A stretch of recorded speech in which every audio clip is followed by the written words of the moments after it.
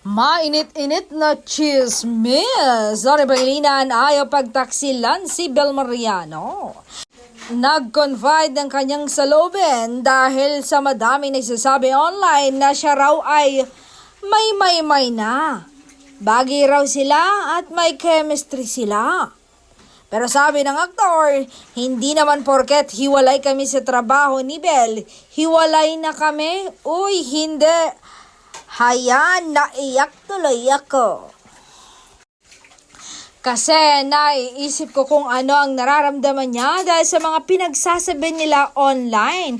Pero minimake sure ko talaga sa kanya na wala dapat siyang ikaselos. Siya lang ang laman ng puso ko.